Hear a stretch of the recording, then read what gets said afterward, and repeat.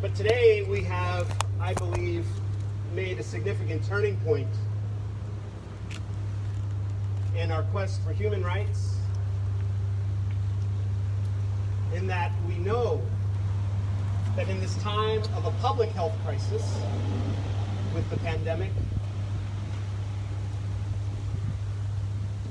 that it is not just what is happening to quote-unquote them, meaning those individuals who we are confining in these hidden, massive immigration detention centers, but that with this virus, we are creating zones where we are putting in lives in peril, both those who live unwillingly inside these detention centers, those who work out of necessity inside these detention centers, and their loved ones in their communities. I started a campaign at the beginning of this crisis at Stewart Detention Center, calling on the employees to stay home, calling on the employees to organize for paid leave, calling on the employees to recognize that they needed to keep themselves and their families and their communities safe, and that required the closure of these detention facilities. Today we have the opportunity to hear one courageous voice. And so I will just serve as MC and I'm going to guide us through this. We will have 4 speakers, and then at the end of each of the speakers, at the very end, we'll field some time for some Q&A from some of the individuals who are speaking. Our first speaker is a staff attorney with Project South. Her name is Priyanka Bhatt, Priyanka Bhatt.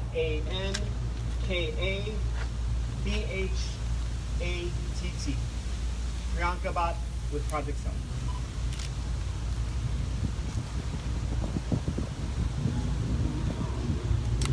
Good afternoon.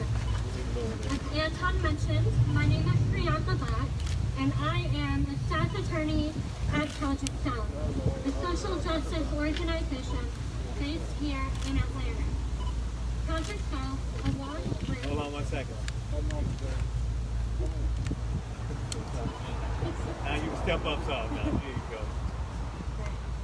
Project South, along with the Government Accountability Project, a global leader in whistleblower advocacy, represents LaSalle Wooten as a protected whistleblower who is a nurse at the Irwin County Detention Center.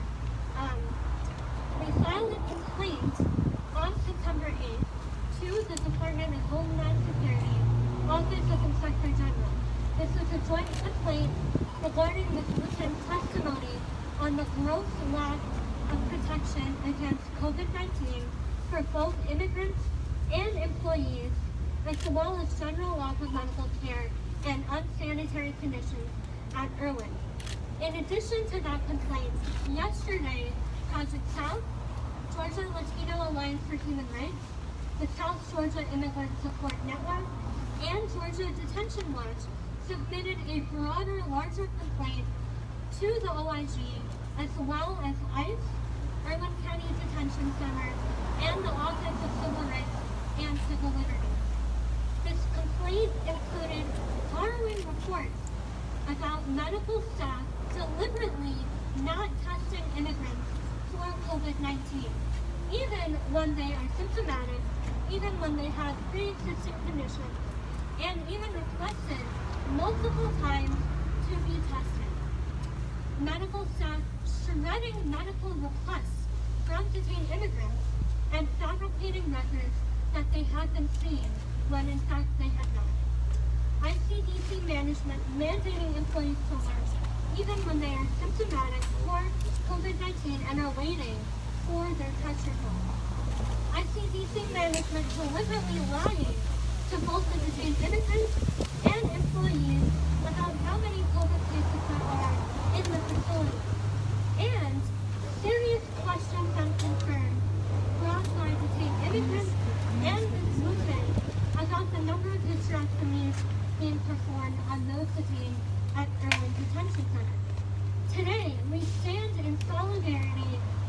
detained immigrants and the employees at Irwin County Detention Center. It is outrageous, but not at all surprising, that LaSalle Corrections, a private prison company, would cut corners and endanger the lives and health and safety of both detained immigrants and employees at Irwin. For years, Project South and partners have raised red flags about the human rights violations happening inside the facility, including documenting these violations in our 2017 report, titled This Wooten disclosure confirmed what detained immigrants have been talking about for years. We hope that filing these complaints will illustrate the dire need to investigate and close the facility. Thank you.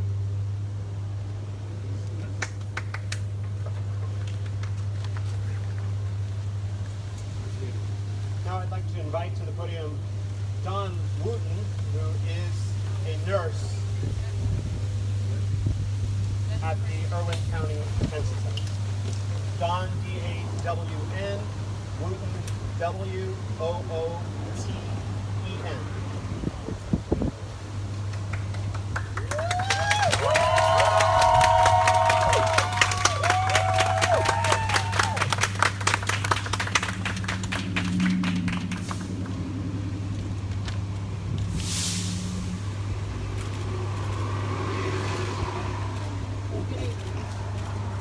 My name is Dawn Wooten, LPN at Irwin County Detention Center.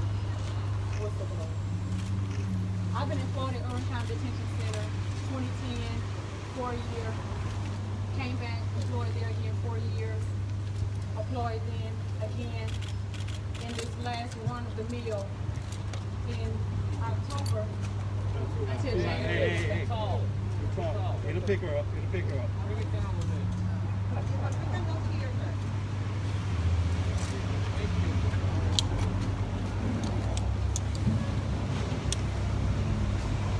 Employed October to January or July the 2nd. I've been nursing at Irwin County Detention Center for the past 9 months this time around. I've seen the conditions inside the facility throughout times passing. I decided to become a whistleblower after this last round with COVID-19. I myself suffer from sickle cell disease, underlying condition, and had been told that if I contracted the virus, that I probably would not live. I single parent 5 children alone. ICDC was my reason and my means of employment, because I began to ask questions about why were people not being tested. And the ICE facility had paid for 2 COVID testing machines in the facility. Had not seen them until June.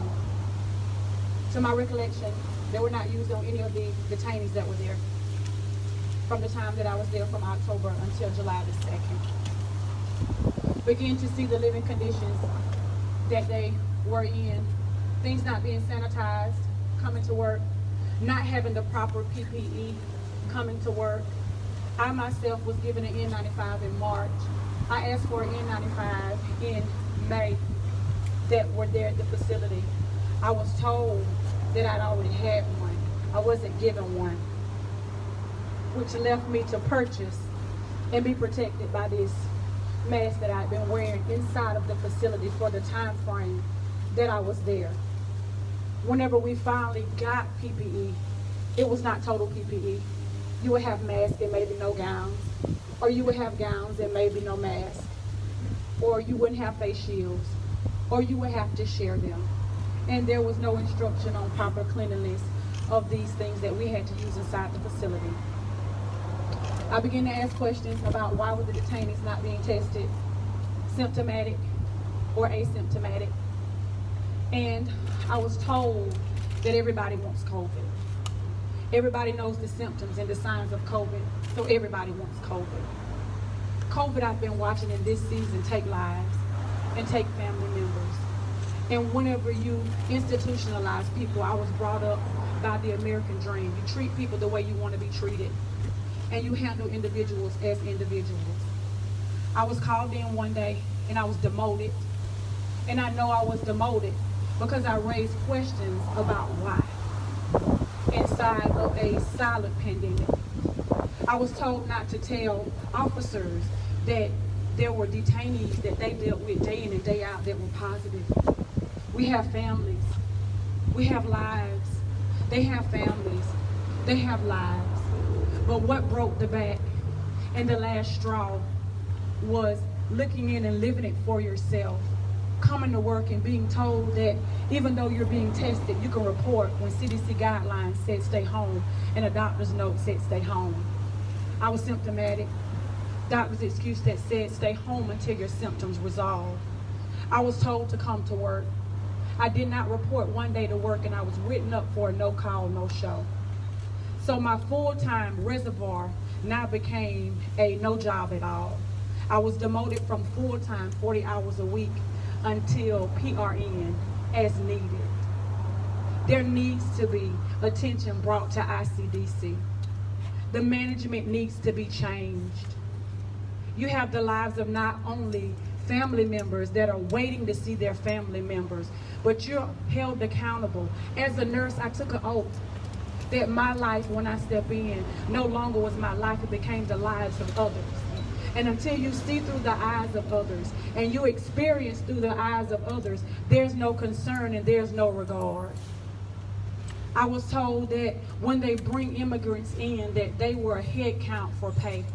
It's not an attack on LaSalle, and it's not an attack on ICDC. All I want is that people are treated and triaged medically correct. And they're treated in medical timeliness. And they're treated just as if we make a doctor's appointment and we arrive on time. Why not treat them medically on time? Why not make sure that the conditions are set aside and set right for them? I became a whistleblower. Now I'm a target. But I'll take a target any day to do what's right and just, then sit and be a part of what's inhumane.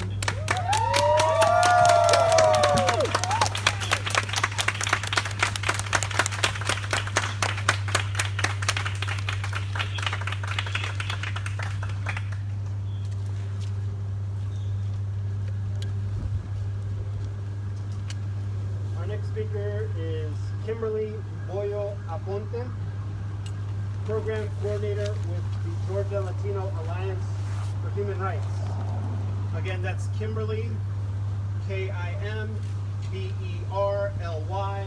Boyo, B-O-L-L-O, hyphen, A-P-O-N-T-E, Program Coordinator with the Georgia Latino Alliance for Human Rights.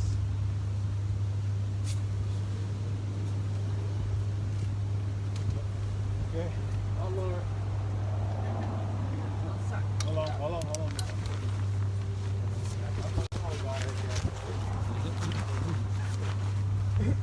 Thank you. Thank you. All right. Good afternoon. As Anna mentioned, my name is Kimberly Boyo Aponte. I am the program coordinator of the Georgia Latino Alliance for Human Rights.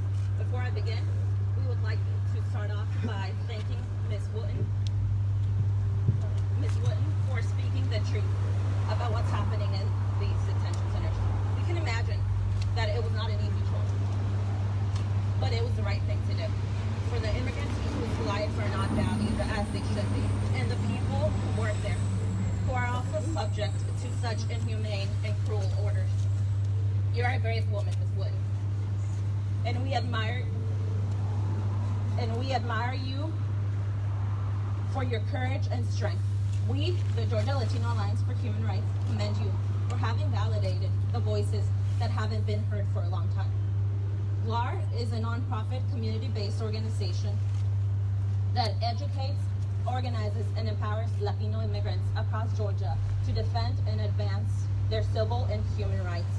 Through our organizing of the Latino communities, GLAR has established a powerful network of informed leaders, engaged community members, and local committees that combat racial discrimination, economic injustice, and state-inflicted violence, including detentions, deportations, and police abuse. Over the past few years, GLAR, Project South, and Georgia Detention time and time again that these for-profit detention centers are only looking for one thing, and that's profit. They have shown that human life is insignificant to them by continuing to build cages where mothers and fathers are separated from their loved ones. We have seen over and over again the horrible and tragic accounts from immigrants detained who have had to endure issues like lack of food, medical neglect, indefinite detention, and some have died as a result of their detention. How much longer will we as a whole society tolerate this injustice? No human being deserves to be subjected to these conditions and treatment. Warden Falk and Irwin staff have created at Irwin. No woman should be restrained to undergo surgery without fully understanding the risks and consequences. Without her informed consent to life-altering surgery, no one should be forced to sign a paper they cannot understand, including important legal documents with dire consequences when they are not informed in a language they feel comfortable with. Immigrants in detention should not be scared of our government to speak out about their experiences for fear of repercussions of facing further harm while they're detained. We admire those brave women in detention who decided to speak out in April by publishing a video about the lack of medical care they received in spite of the retaliation they faced. Many of those who were subject to days of isolation, restrictions, and kept from speaking to their families. We are here because of those brave women who continue to fight to be heard, and we will continue to fight for them until they free them all. There have been years of questions and concerns about the horrible things that happened inside the ICDC. If Ms. Wooten had not revealed its hidden horrors, how much longer would it have gone on? We must hold the warden of ICDC, David Falk, ICE Field Director Thomas Gill, ICE and Department of Homeland Security, and the private company that runs ICDC, LaSalle Corrections, all responsible for continuing to put our loved ones in danger. We need more courageous people to speak out. If we don't fight for the safety and well-being of the immigrant community, then we know no one will. And in fact, these officials will only take strides to hide the truth. I hope that with what we have exposed, from the extreme medical neglect that creates dangerous health risks for people in detention, to the invasive surgeries to stop immigrant women from reproducing, the general public recognizes that we must change the policies that continue perpetrating discrimination, racism, and treating human beings as disposable.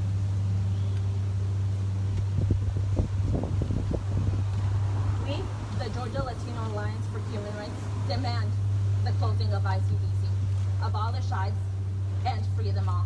Thank you.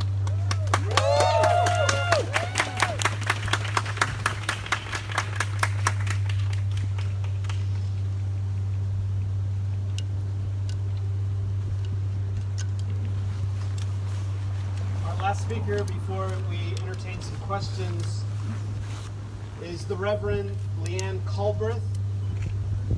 Leanne is spelled Leeann, Culbreth, Culbreath.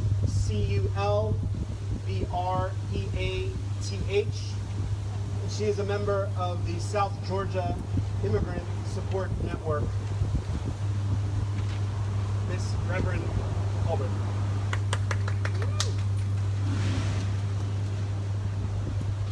Good afternoon. Today I'm representing the South Georgia Immigrant Support Network. I'm the founding co-chair of the organization, which is a humanitarian organization based in Wooten, Georgia, that encourages hope and resiliency through relationships with detained immigrants and their families. For 3 years, our volunteers have visited, corresponded with, and directly supported immigrants detained at Irwin County Detention Center. We have also provided support and hospitality to their loved ones. Some of the women and men suffering the abuses mentioned today and in the complaint are our friends. They have been sharing their stories with us and begging the world to listen. Most are parents separated from children. Some have been there for decades and have no memory of their home country. Others arrived recently seeking asylum from violence-torn countries all over the world. Most of our volunteers, including me, live in South Georgia. During this global pandemic, our communities are endangered by the reckless and inhumane practices at Irwin County Detention Center, as employees at ICDC are exposed, perhaps get sick, transmit the virus to their families, friends, and then into our school systems, places of worship, our restaurants. Tifton, where I live, is a regional healthcare hub.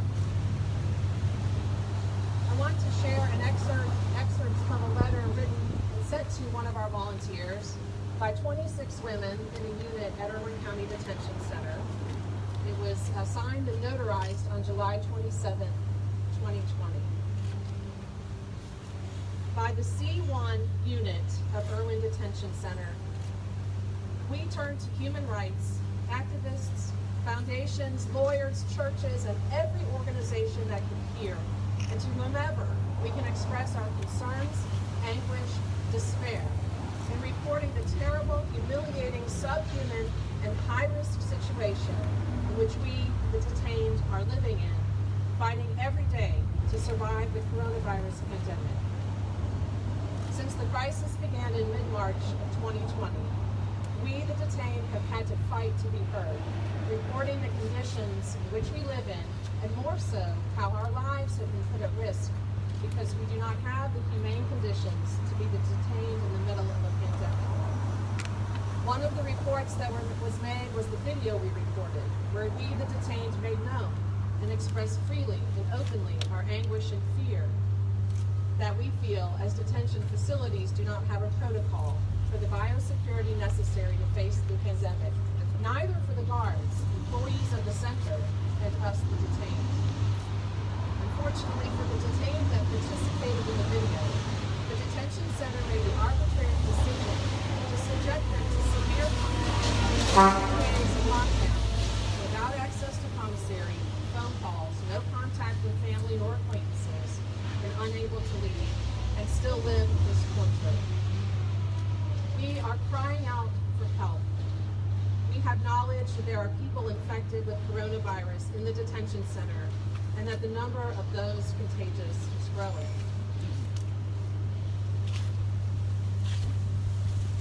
We want to make it known that today we are 52 people in Unit C1 because 12 people were transferred from G4 last week, who declared the terrible state of the trailers, rusty bathrooms, and rusty walls and floors. And for more than 2 weeks, we have been without disinfecting products or toilet cleaner. The cleaning is done only with water. The same goes for the beds and common areas. In general, the state of the trailer is bad and very small. This detention center does not count or comply with adequate maintenance, nor the biosecurity conditions or hygiene. Our unit has leaks in the roof, leaks in the pipes, mold on the shower walls, as well as water leaks all around us. The toilets give off a bad odor of black waters, and the sinks have leaks. We have to use towels so the water does not spread on the floor and cause accidents or generate a bad smell. There is a presence of insects, cockroaches, ants, spiders, etc. Everything mentioned beforehand. The detention center only makes it look better 1 or 2 days before it is inspected. After that, it goes back to being the same. We do not have social distancing. We sleep less than 3 feet apart, the same as when we shower, and it can be up to 4 people at a time. Today that you are reading our cries for help and asking for help, we request to be released. We ask for our liberation. We are under a harsh world health crisis, and we want to live. ICE can have the security measures they think necessary based on the cases of each detainee, and be able to find a solution to our immigration processes while liberated and above all respecting our lives. We are human beings, and we wish that in the middle of this disastrous pandemic we will be respected and be given the right to life and protection above an immigration process. We demand our human rights to express what we feel without fear of the reprisals that they may cause us by continuing to break the silence. We are deeply grateful for the time and importance given to this. We leave our hopes in the hands of those who can help us raise our voices and help our liberation soon. P.S. They have always let us must know that this is a private detention. For that reason, the reports that the detainees make are not important for her. I also want to briefly share a story from a friend who shared this with me last night. Another woman who has now begun to share her experience with a questionable gynecological procedure while detained at Irwin County Detention Center, where she was detained for several years. And in the winter, she was transferred to another facility in Texas. When she was detained, she was having some gynecological problems. She went to the doctor, minor problems, and the doctor said she had an ovarian cyst. She told me last night, everyone who goes to that doctor gets the same diagnosis. They all have a cyst, always. She got a shot, she came back, she was told the cyst had grown. She was not given any indication of that, no medical records to show that that was true. It was recommended that she have a DNC. She was put under anesthesia to receive the DNC procedure. When she came out, the doctor informed her that a portion of her fallopian tube was clogged and had to be removed. This happened under anesthesia without her consent. When the doctor informed her she would no longer be able to become pregnant naturally, she would have to use IVF fertilization in the future. She wanted more children. She was, of course, very upset. For follow-up care, she confronted the doctor about the lack of consent. He changed the story about the procedure, and she has had amenorrhea for a year since the surgery and no further gynecological care, so she does not know what happened. I thank you for listening to her story. These are stories that have been shared with me and many other volunteers and advocates over the years, and it's incredible that you're listening now. We just hope, we ask that all in their power to make an investigation happen, that it happens thoroughly, swiftly, that people are held to account, that those who are suffering are protected and released. Thank you.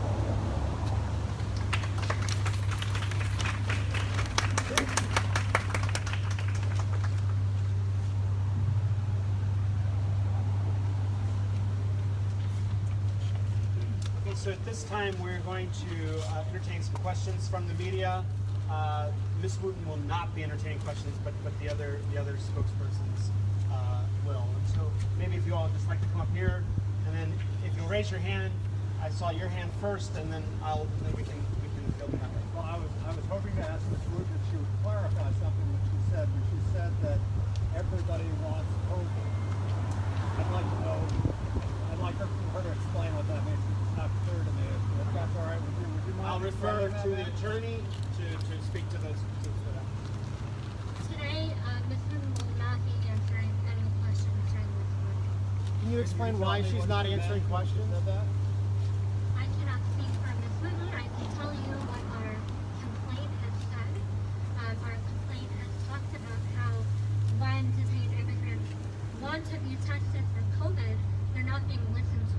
That a whole unit of women, after 2 women fell ill with COVID-19, they had symptoms that were very common for COVID-19, like headaches, loss of taste and smell. These women put in request after request after request to be seen by a medical professional. It was not until 2 weeks later, if not more, that a nurse finally saw them, after putting in at least 5 requests. When they went to see the medical professional, they were given, they had their temperature checked and were not given anything else. They were not given a COVID test, even when they were clearly symptomatic. Those women went back into their unit. They interacted with all the other women in that unit, and again, were not tested at all. It was not until those 2 women became so ill, one of the women could not even get out of bed. It was after that that they were transferred into a quarantine unit and then tested. The women who were remaining in that unit were horrified. Some of them had diabetes, others had hypertension. They needed to be tested. They requested over and over to be tested. They requested it to the medical staff at Irwin nothing happened. It wasn't until Project South filed a complaint to ICE and to the Office of Civil Rights and Civil Liberties that ICE then gave the option to test immigrants at Irwin in mid-August.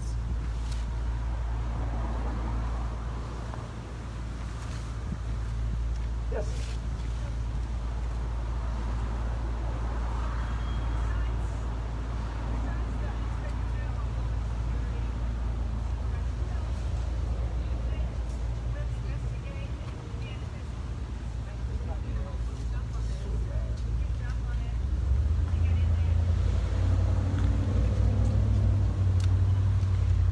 We are asking for everyone to be concerned. We are asking for people to reach out to ICE, people to reach out to LaSalle Corrections, people to reach out to the congressional leaders and ask why this is happening. So do you all have any numbers on how many COVID positive cases there are in Irwin? And how many detainees are there? I believe yesterday, as of yesterday, I said on their website that there were about 40 individuals COVID. However, with Ms. Wooten's disclosures, we know that the number is a lot higher. We know that because they are not testing. They have not been testing immigrants for COVID-19. And approximately how many detainees are there? I don't know that information at this time. Are any of these agencies getting complaints from other detention centers, or is it just the Irwin County Detention Center? No, there was another whistleblower complaint. Actually, Government Accountability Project represents another whistleblower in a LaSalle facility in Louisiana who has brought upon similar complaints about that facility as well. Can someone talk about the claims about improper or uninformed hysterectomies further? Sure. I can tell you what we know. We've heard a lot of issues concerning women's health at Irwin County Detention Center for several years. We first reported on these issues in our 2017 report called In Prison Justice, specifically on the lack of prenatal care for pregnant women. Over the years, our coalition has heard from several women who have either had a hysterectomy done or have talked to other immigrants who have had a hysterectomy done. Our complaint specifically talks about one detained immigrant who was horrified when she talked to 5 different immigrant women in the span of only a few months who had each said they had a hysterectomy done and were not able to fully disclose why they had the procedure done. This is corroborated by Ms. Wooten, who said that she and other staff also expressed concern regarding the rates of hysterectomies done. Ms. Wooten even talked to an individual who stated that the doctor removed the wrong ovary when she went in for a procedure. She then had to go back for another procedure and had the other ovary removed and therefore could not get pregnant anymore. This is why we're raising these concerns. We hope that there will be more further investigation on these issues. These issues are also very important to reproductive rights groups here in Georgia, who we will be partnering with to investigate this further.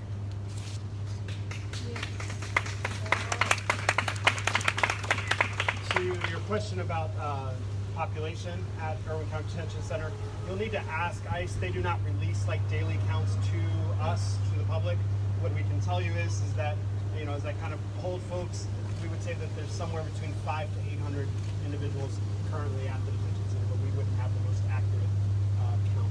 I saw a hand over here, and then that may be all we have time for. With this shocking information about the consent, I was wondering if there's been any indication or reports or evidence that there has been forced abortions on detainees or pregnant detainees who are being shackled while they're pregnant.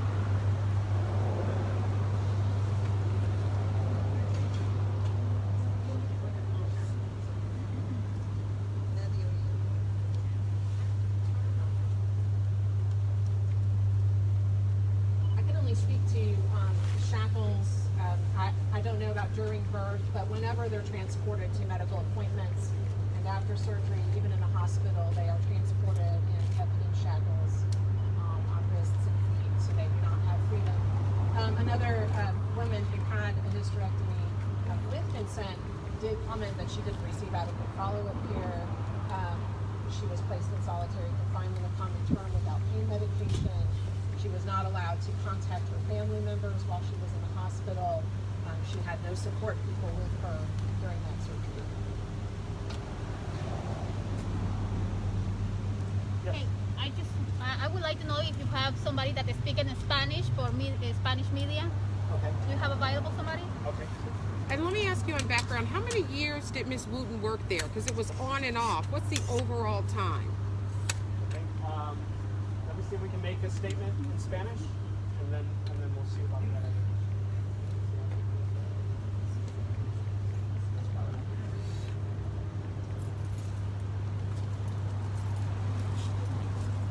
Buenas tardes, mi nombre es Adelina Nicos, yo soy directora ejecutiva de la Alianza Pro Derechos Humanos aquí en el estado de Georgia.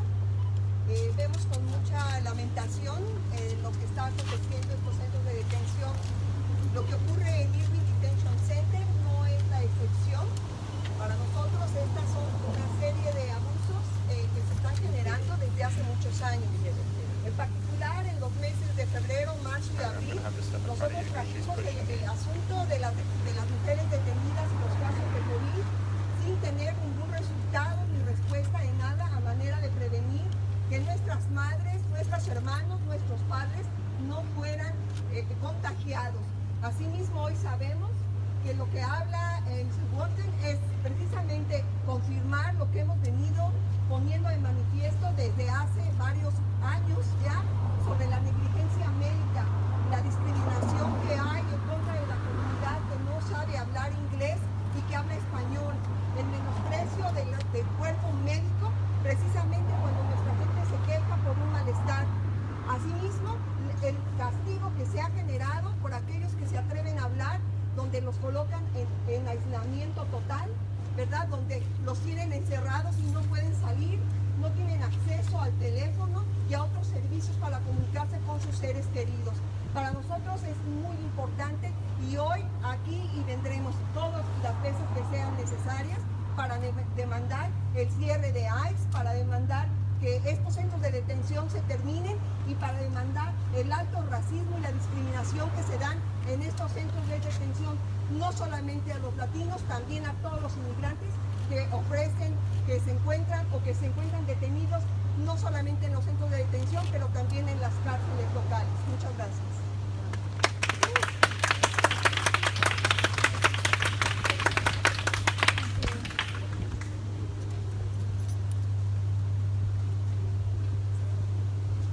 Ms. Wooten worked at the facility for about 5 to 6 years at Sam's on and off. That actually concludes our press conference, so we thank you very much for being here. We thank the activists and the community members that are here, for anyone who might still be watching us on live stream, especially if you work at Irwin County Detention Center.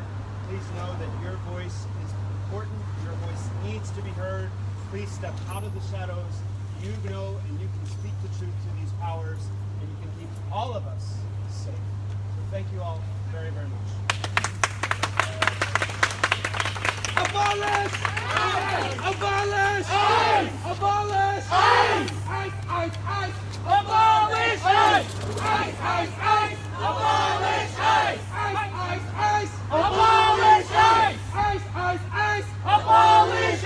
Singa! La migra! Singa! La migra! Singa! La migra! Abolish! ICE! Abolish! ICE! Abolish! ICE!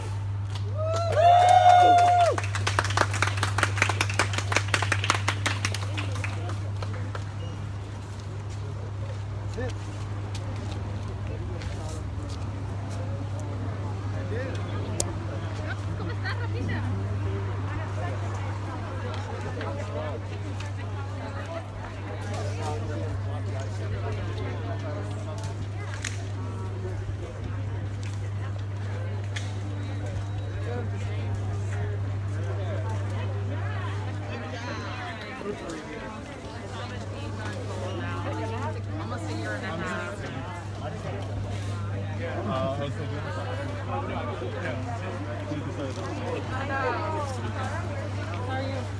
Do you want to say anything? We got a lot of people live. We got like 250 people watching. Do you want to say something? Me? Yeah. I'm here as a special ambassador, and I don't Okay. Cool. Anybody? Reaction? Let me ask you. Okay, all right. I just want to make sure because they're volunteers. Do we have to be in any official capacity? No, yeah, just reactions to the press conference if you want. Self-employed these days, so. As a small business, As a small business. Would you like to say something? Hey, would you like to react to today's press conference? Yes, I heard about this yesterday through the group Mi Gente, and I just find it really despicable. This is something that's happening, as the lady mentioned earlier, not just in this detention center, but probably in detention centers all over the country. It's genocide. This is just a long tradition of American eugenics that's being perpetuated in modern day. And they're trying to pass it right under our noses. And thankfully, there have been a lot of brave people that have come forward to talk about their stories, including the nurse who was here today, just to say what's going on in these detention centers, because a lot of us really have no idea. And so I'm really outraged and I'm angry because for a woman to be non-consensually removed of her reproductive organs is something that should never ever happen here or anywhere.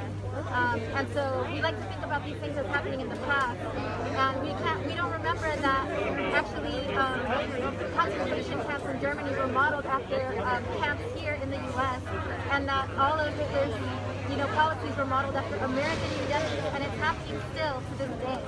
So yeah, I'm just here because I want to make sure that these things change, and that they change soon. Thanks so much for being here, and thanks for your comments. Reactions to today's press conference? Yeah, I think it's really crazy and messed up how ICE is still, we're months into the pandemic and they're not doing anything about it. I find it really terrifying that they are having vasectomies on people without consent, without them knowing. And so I think it's really important that we get out here and talk about it. And we're seeing that this is a continuation of colonization, a continuation of genocide, a continuation of all the things we know this government is capable of. And it's really unfortunate that these people are going through that and that they're being targeted by ICE for simply wanting a better life. Thanks so much for the reaction. Thanks for being here. Hey, would you like to react to the press conference on Facebook? Sure. Okay, go ahead and hey, tell us what did you think of today's press conference, and feel free to introduce yourself and share any thoughts that you might have. So hi, my name is Irwin County, I'm the Atlanta organizer with the Black Alliance for Just Immigration, BAJI. We're a national nonprofit organization, and today was very important because we need to make sure that women are not dehumanized and stripped of their human rights. This is a complete violation of women's rights, and they should not be violated in this way. The fact that they're they're unaware of what's being presented to them and what's being done to them is unconstitutional. So this has to stop. We need to abolish ICE. We need to shut down these detention centers. Thank you so much. Where can people find more information on BAJI? If you want to know more about BAJI, go to www.baji.org. Great. Thanks. I'm sorry. So I'm glad you made it. If you want to react to today's press conference on Facebook Live?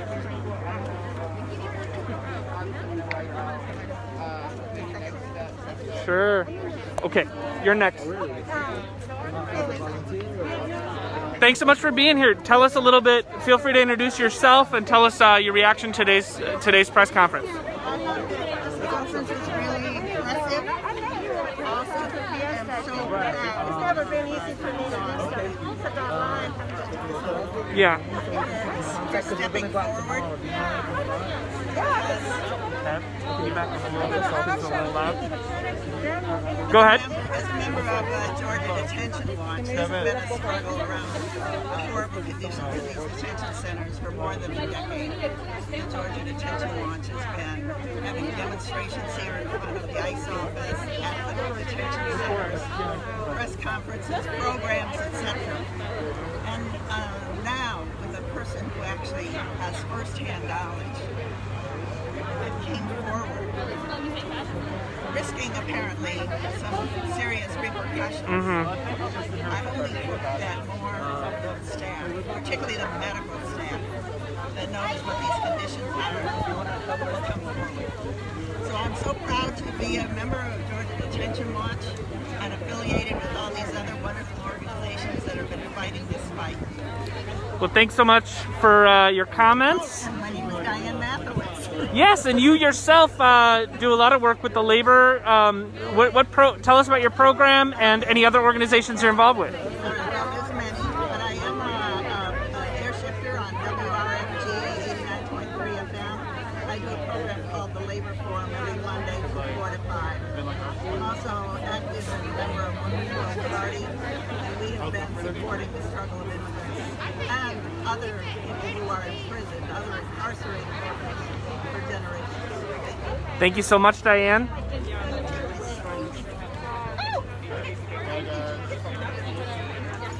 All right. So we have one more reaction for our audience on Facebook. Thanks so much for being here. Please introduce yourself and tell us a little bit about your reaction and anything you want to say about your organization. Hi, I'm Susana Duran. I'm the Georgia State Director at Poder Latinx, and the reaction is absolutely, what else can your reaction be other than disgusted? This is atrocious. This is, you know, approaching fascism. When we have a dictator in office, this is what happens under fascism. And we need to demand a response from both presidential candidates.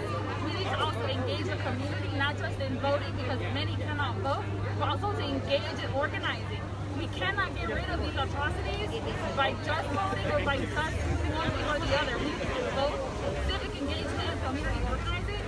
And I mean, what other? It's speechless, but under, you know, this kind of fascist authoritarian regime, you know, you see these kinds of things where they violate human rights and they, you know, dehumanize your body without your consent. And yeah, it's disgusting. And at Poder Latinx, we're focused on civic engagement, but also community organizing, doing both, not one or the other. We believe they are not mutually exclusive. So by engaging the community, we also want to develop those community leaders so they can be empowered and organized also. Thanks so much. Where can people find more about your organization and your work? You can visit our website, poderlatinx.org, PODERLATINX.org, and also our Facebook page, Poder Latinx. Thank you so much, Susanna. Have a great day.